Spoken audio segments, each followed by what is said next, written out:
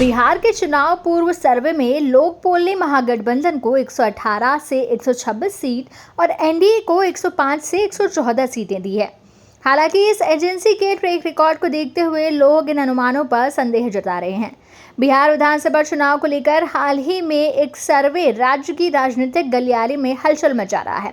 लोक पोल की ओर से जारी सर्वे में तेजस्वी यादव के नेतृत्व वाले महागठबंधन को 118 में से 126 सीटें मिलने का अनुमान लगाया गया है, जबकि राष्ट्रीय जनतांत्रिक गठबंधन 105 से 114 सीटों तक सिमट सकता है। बिहार विधानसभा चुनाव को लेकर जो सर्वे सामने आया है उसने राजनीतिक गलियारे में हलचल मचा दी है। इस सर्वे ने तेजस्वी यादव के लिए एक बड़ा नैरेटिव सेट किया है, लेकिन सवाल ये है कि क्या इस एजेंसी के ट्रैक रिकॉर्ड को देखते हुए इन अनुमानों पर भरोसा किया जा सकता है। चलिए आपको विस्तार से इनके बारे में बता देते हैं। Lok Poll centre for the study of developing society के सहयोग से काम करता है। इस एजेंसी ने पिछले कुछ वर्षों में कई राज्यों में चुनाव पूर्व सर्वे किए हैं। हालांकि इन सर्वेक्षणों की सटीकता पर सवाल उठते रहे हैं।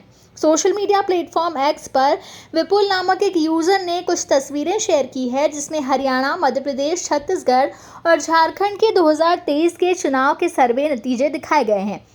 इनमें से कुछ राज्यों में लोक पोल के अनुमान सही साबित हुए, जबकि कुछ में काफ़ी अंतर रहा। हरियाणा की बात करें तो लोक पोल ने बीजेपी को 20 से 29 सीटें और कांग्रेस को 58 से 65 सीटें दी, जबकि वास्तविक नतीजे में बीजेपी 48 सीटें जीती और कांग्रेस 40 पर सिमट गई।